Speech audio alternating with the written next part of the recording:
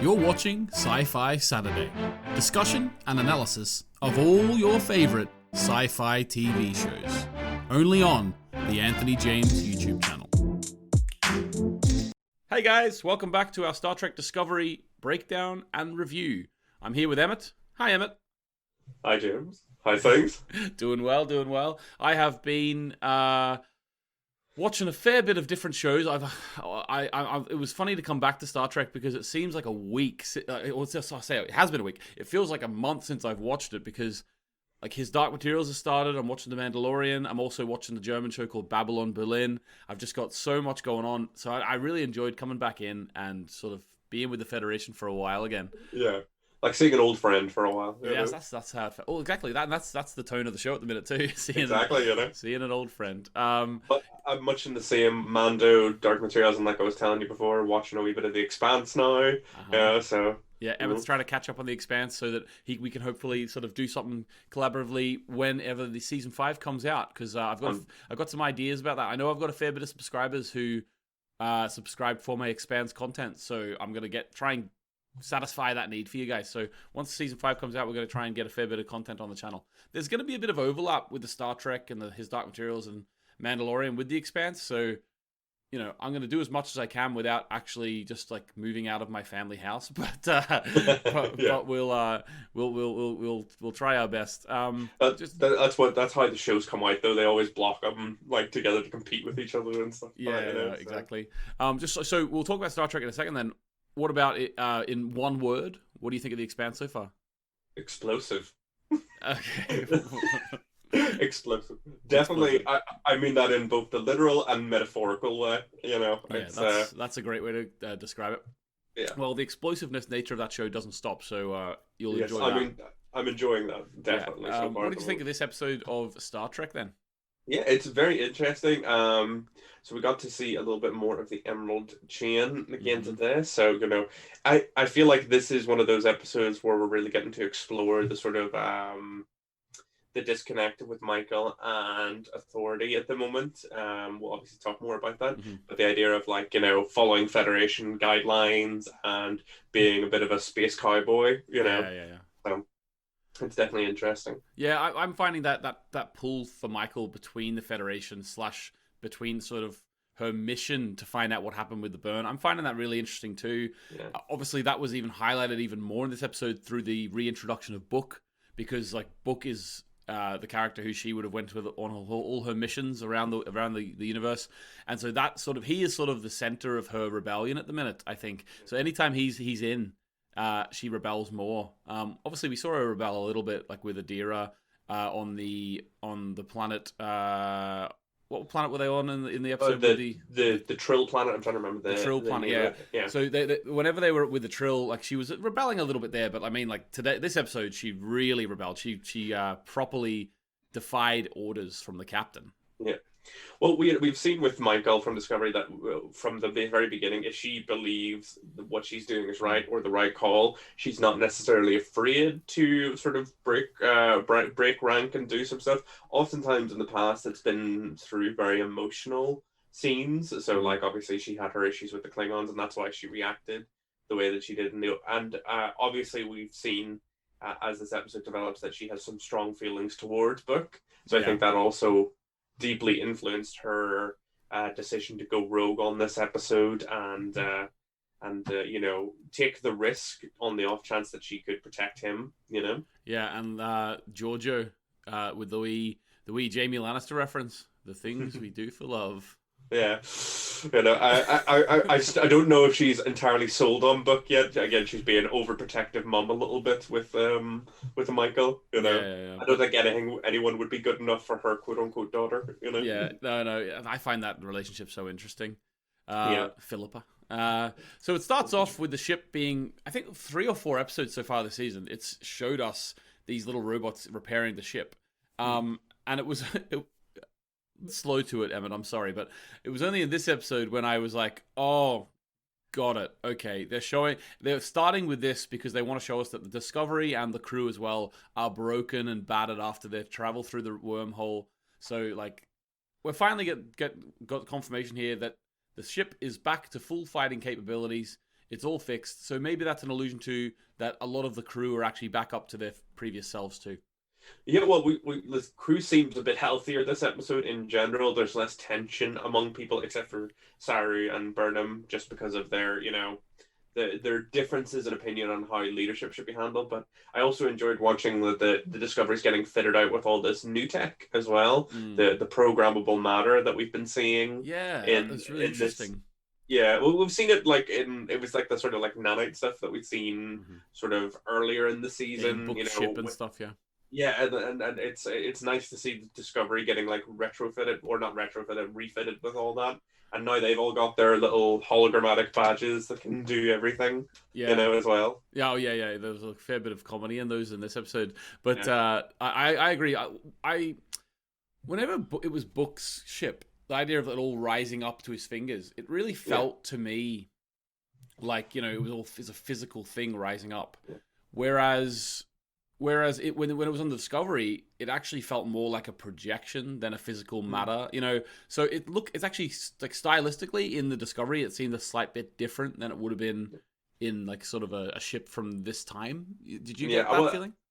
Well, I think it's one of those situations of, the Discovery is obviously an old ship being fitted with a lot of new parts. Yeah. So maybe that's affecting it as well. But I think it might also be that like Book is a sort of lone wanderer, so I imagine his technology is slightly different to the stuff that the Federation works. It's probably like minute differences and stuff. There's sort of like I don't know if it's me just again reading too much into it, like whenever they're making there almost feels like an organic quality to like the way that it sort of like reaches up and responds. Well, they did say it was biotech, like it actually it reacts to their physiology and sort of and then adjusts to their like preferences and the like. I thought that was really interesting, like the like the idea of like it adjusting to them, and like so I would control it in a completely different way than you would. Yeah, well, I think that makes sense. As technology sort of progresses, it would become more adaptable, more personalizable. So I think that makes sense, and I'm curious to see what they'll do with programmable matter in general. It does feel like it's probably going to be our Technobabble solution to a lot of problems. There was a few Technobabble solutions this episode. In fact, I'll just jump to one. Sorry, I was just going to say we'll use our spore drive and jump to one right now. Technobabble Solution. Yeah. The nano gel for Paul Stamets now, Adira retrofitted or whatever. So now he can actually put his hands in these gooey things, and that's how he can use the spore drive. I kind of feel like every year they're like the creators of this show are like, right, we've got too much stuff going. There's too much time putting those little plates on his arm, so let's just have him stick his hands in here now. They're always trying to simplify it, but at the same time it makes sense in the storyline. But it's funny how quickly they can just change this revolutionary uplink to a spore drive. It's amazing how easy it is to change the uplink procedure. Yeah, you think it would be like a much more complicated thing, but I think it was a good way of setting up more of Stamets and Adira's developing relationship. Like they were able to show Stamets like what they had set up, and we were sort of talking about this before, but we'll probably talk about it later. Like Stamets was sort of proud of her. Or them, sorry, depending on how we identify the character. Proud of them for what they were able to do with the technology, and the way that he looked at them was very like almost like a proud sort of mentor figure, and I thought that was a nice sort of setup for their, the way that their relationship is developing. Yeah, and it makes complete sense to me because this character is so young. Like before this character came in, before Adira came into the show, maybe you wouldn't have even thought that Paul was very old. Like he's not an old man, but now she's like really young. Actually, I want to talk about the gender issues in a minute about that because we got some stuff to say. But we found that Adira is actually so young, 16, that it really does make him look ancient. So I think even Adira said at one point, I don't like how the kids have chaos. She was like really like taking the piss out of him. To be fair, it was like it's almost developing into like a parent-child thing to a certain extent. Where they're making fun of Stamets, and I have to say I very much enjoy that relationship.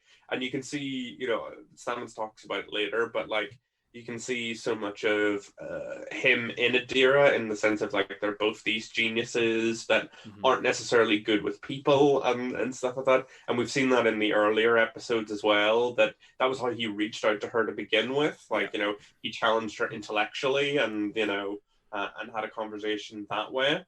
And, you know, I think it makes sense that they are growing so close to Stammen. And, you know, I'm just very curious to see where their relationship goes from here. Yeah, like whether it will just stay as like a mentor at work, or whether it actually like will become more of a, you know, friendship. It's really interesting to see.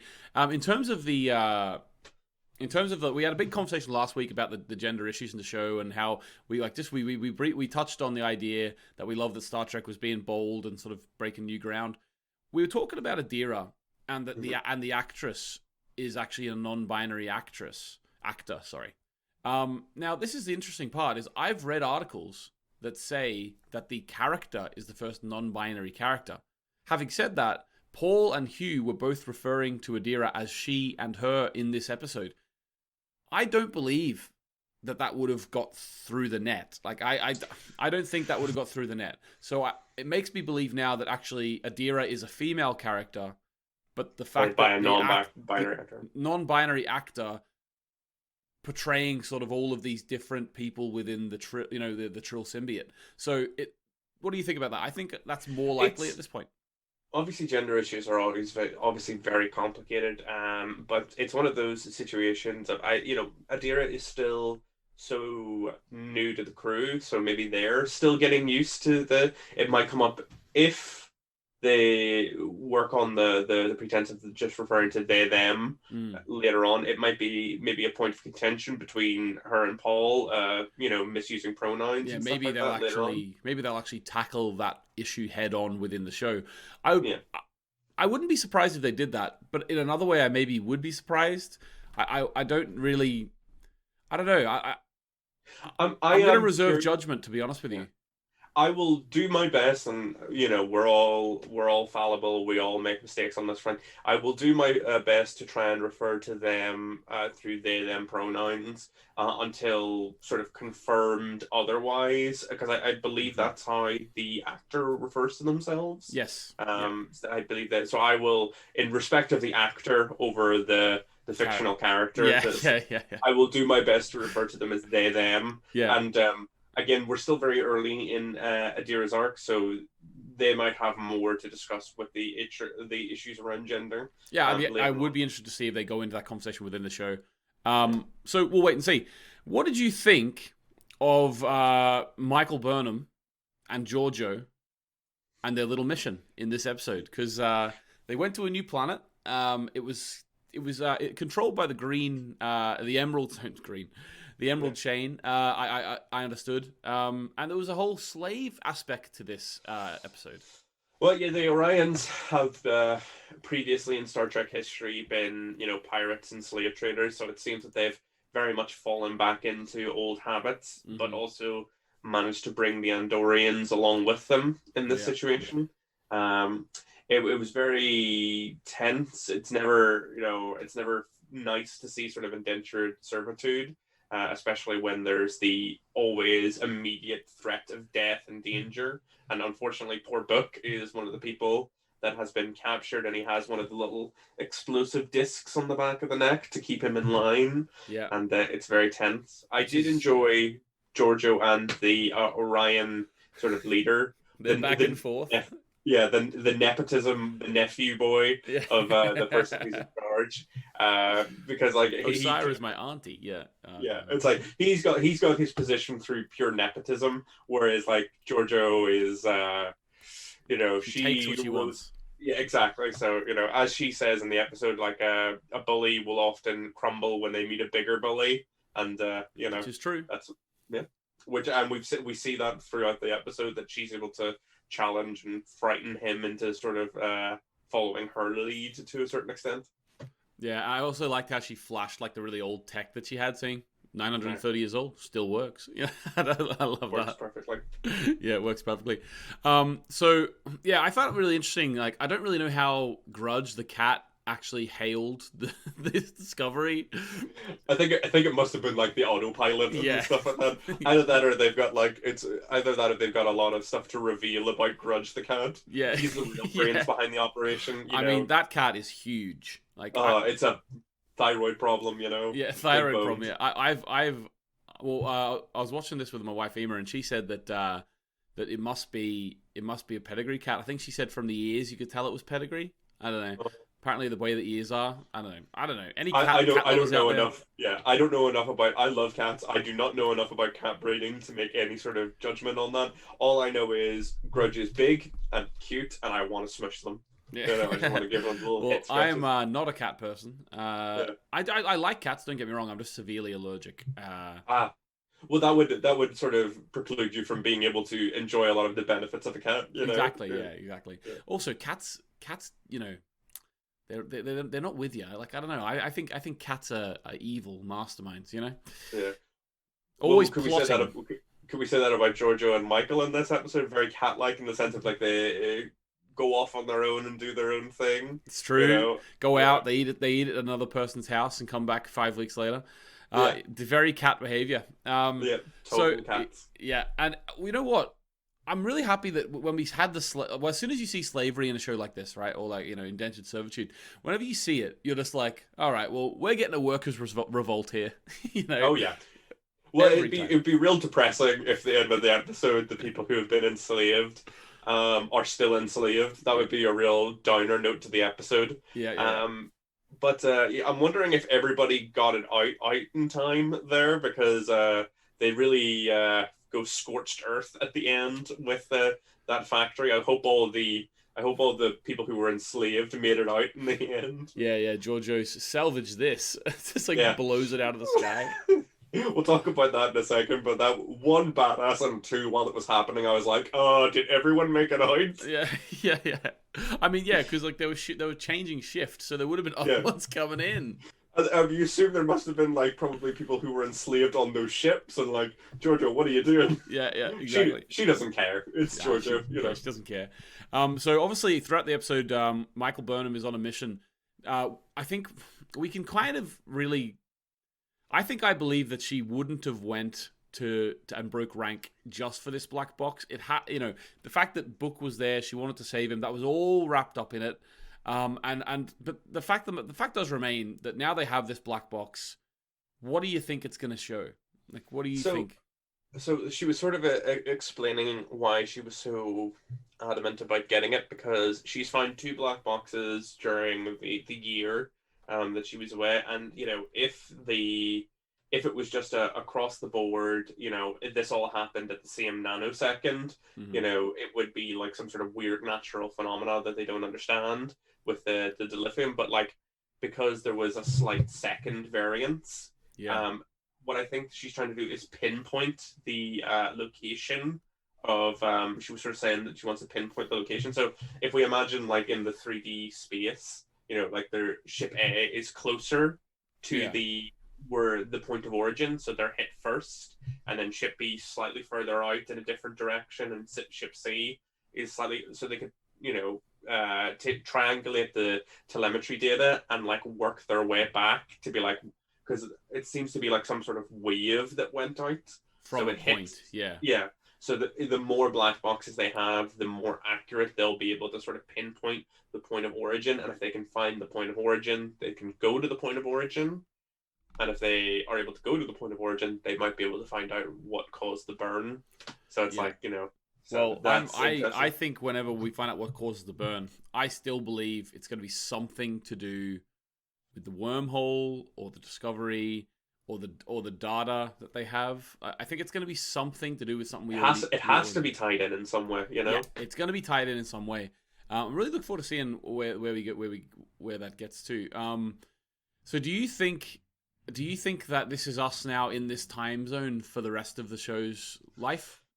Well, it's hard to say because Discovery is so fond of throwing us, you know, big curves. If you know what I mean, like, you know, in season 1, you know, we weren't expecting the mirror universe to pop up, and then it was there and became an integral part of the story. And then, you know, with season 2, obviously, it ended with them being like, we're gonna jump into the future. So it's like, part of me wants to say yes, I think we're locked in here for now, maybe for the next few seasons. But at the same time, Discovery likes to surprise us. Yeah. So I can't, like, it's hard to make a bet, on that one. Yeah. What about you? What are you thinking? Like, do you think we're locked in here? I think we might be. I think this might be us now. I think they finally found their home in the Star Trek universe. I think they finally found, right, we'll build on this. Place. We'll build on the lore of this area. You know what I mean? Yeah. They finally found it. Yeah, okay. I wanted to ask you a question as well. Andorians antennae. Yeah. What can they do with them? Why was it important, or like a plot point that they hacked into the antennae of the one Rin, Rim, the new Andorian character. What is the importance of them? Well, I think, like antennae are with a lot of creatures, it's part of their sort of sensory system. I don't know the full ins and outs of it, but in the same way that, like, if someone cut off our ears, we would definitely be affected by that, both in the sense of, I imagine it would affect our hearing to a certain extent. Yeah. And also it would be deeply painful. I assume that the antennae probably have a decent number of nerve endings. Nerve endings and stuff like that. So I think it was also to a certain, it was to torture him, to emasculate him, and to, like, leave him wounded and broken. Yeah. So yeah, I think that's what I assumed. Like, I was wondering just if they had any, because obviously, like, as I say, I haven't watched as much Star Trek as you. I was wondering if the Andorians had some sort of extra power or something. If they could naturally sense more. Like, I don't know. I'm probably forgetting something, in the lore that's probably very apparent to someone, but I think it maybe is just a little bit of additional sort of information and stuff like that. But at the same time, regardless of what it does, cutting it off is brutal and terrifying, and it gets your sympathy for him pretty much right away. You're just like, oof. Exactly. I thought it was good, and like, as I say, someone who isn't as au fait with Star Trek, once I saw that, like, the nephew character Taron or something, what his name was. Once I saw him, I'm gonna refer to him as nephew because he's not that important. Yeah, so the nephew guy. Once we saw him, I was like, oh, I understand the term emerald chain now. Yeah, I think it was harder. It was harder to see in some of the other episodes, but yeah, the Orions have like a green pallor, a sort of green skin tone. It's where the green skinned alien babe term comes from, because like Orions like to dress very skimpily in the original series as well. Okay. Yeah, so like. That's that's sort of become a trope of sci-fi, really. Yeah. Like, even like in Guardians of the Galaxy and stuff, So it's all you over the see place. It a wee bit you see it in the J.J. Abrams film as well, with Kirk and the person in the academy that shares the room with the hero. Right. That's right. Yeah. So there you go. And obviously at the end of this episode, finally, I think we all saw it coming. Book and Michael, they share a passionate embrace and a kiss. Yeah. But first they were interrupted by Linus. Yes, I like, as they were going in, I'm like, Linus is about to appear, isn't he? Because like the whole episode, because everyone's playing with their new technology, and he's been playing with the teleport. He's been popping in everywhere, like. Yeah, like, he's been like, this is the wrong room. This is not where I want to be. I'm like, rule of thirds. We've got one more. They're about to have this kiss. Cue Linus, and I'm like, yes, I'm right. Yeah, it's a setup. It's all been a setup for this moment. And then I love how as well, once he left again, Michael started trying to explain, you see, we've got these new badges, and then they kiss. Yeah. Just like delaying the gratification there. Yeah, it was cute. I'm glad that they didn't, like, stop the kiss and then not do the kiss and be like, we'll save that for the, like. I enjoy the fact that they actually just were willing to be sort of honest with each other for a moment. I also enjoyed that earlier in the episode, Giorgio made fun of Michael for her previous romantic partner choices with, like, Ash Tyler, like, just addressing how complicated that whole situation was. Yeah, that was really fun. As I say, I really enjoyed their dynamic in this episode. Here's a question for you. based on the scene earlier in the season where it was real sort of slow and it was really, it seemed like it was alluding to something where Book put the badge on and put the uniform on back in episode 2, I think it was, or episode 3. Do you think he's now eventually going to become a member of Discovery? Oh, that's a good question. I think it will depend on whether Michael remains a part of the Discovery. I believe, I feel like she'd have wherever to. She has to, doesn't she? Just for not because that would be realistic, but just for the show, she has to remain a part. Yeah, of the crew. It's a good question of like, is she going to become like? Because if we go back to some of the shows and stuff, there's the big discussion around like Next Generation, how on the season 3 finale, Best of Both Worlds, they had like Jean-Luc Picard captured by the Borg and assimilated into the Borg, but they hadn't written the next part of the episode, the season 4 opener. Decided yet. Yeah, so it was left on a cliffhanger, but like in the real world, they weren't sure if Patrick Stewart was going to sign on for another few seasons. So it might have been that they were going to have to kill off Picard and then Riker. So like, I think Star Trek has the capacity to be like, this was our main character, and now we're moving on. But I would like to see Michael stick around because I enjoy Michael as a character. But it's hard to call exactly where her arc's can go because we're right in the middle of it. Yeah. But she is caught in this place between the Federation and between freedom in this new world, and I'm curious to see where I think she's leaning at the moment towards that freedom with Book, and the fact that she at the end of this episode, when she gets she did the right thing morally speaking, but she is punished because she broke rank, she disobeyed direct orders from her captain, and she's then stripped of her role as first officer. So things are changing for her again, and she's always had since the beginning of the show, such a complex relationship with the Federation. It's hard to see where that ends for her, Yeah, I'm interested to see it as well. As you say, like it's really, you can see she's a tortured soul. She's been pulled in this way, she's been pulled that way. It's almost like SARU and Book are the devil and Angel on her shoulder. Which one is which? Yeah. I think theoretically, probably SARU is the angel, but yeah. Well, I don't necessarily think either is an angel. It makes me think of I don't know if you're into it at all, but like tarot readings and stuff. I find the aesthetics of it very interesting. I've never actually had my tarot read. I will say that. I just find the aesthetics of it. Don't believe in any of it myself. But there's the card known as the Lovers, which is usually represented by like 2 paths and stuff like that. Oh, yeah. Where it's like it as a card reflects the fact that you have 2 different paths ahead of you, and you could go down one or you could go down the other. And I feel like that's cool. Like Book and SARU are like the fork in the road for her. Yeah. Where it's like SARU's walking down one way, Book's maybe walking down another. And, maybe those paths reconverge at a later stage, but she doesn't know that now, Yeah, that's a good point. Like they could like, obviously if Michael leaves the Discovery, I can't see a world where she's not in the show.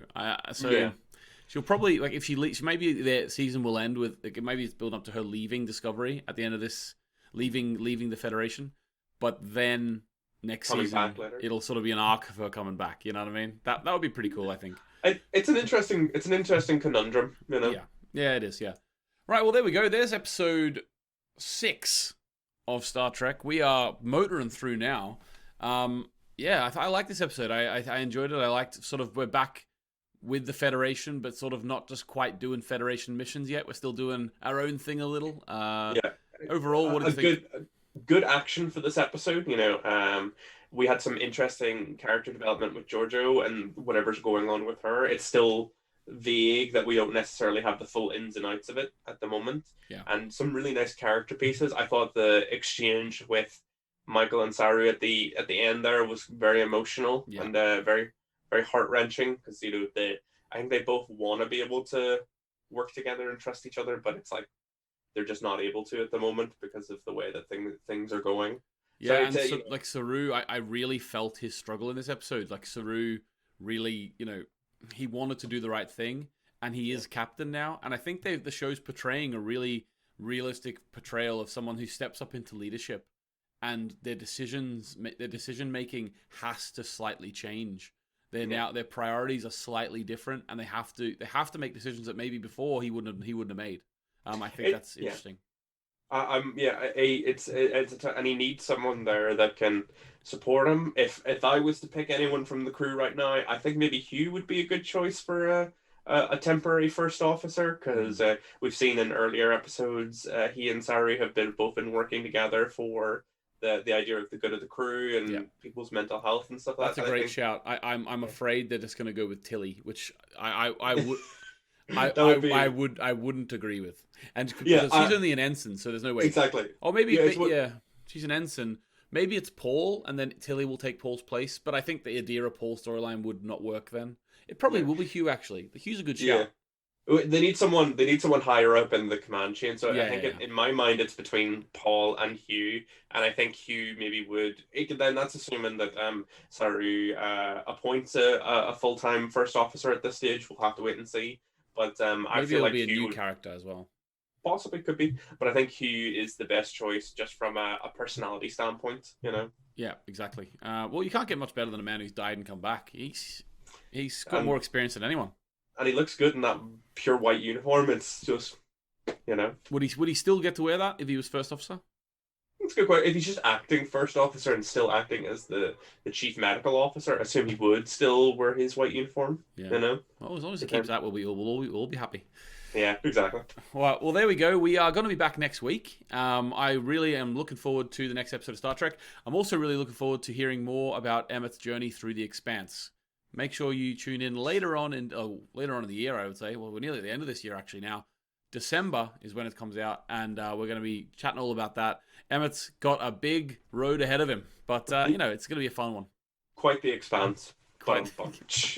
Lovely. All right, guys, we'll see you next week for some more Star Trek talk. Bye. You're watching Sci-Fi Saturday. Discussion and analysis of all your favorite sci-fi TV shows. Only on the Anthony James YouTube channel.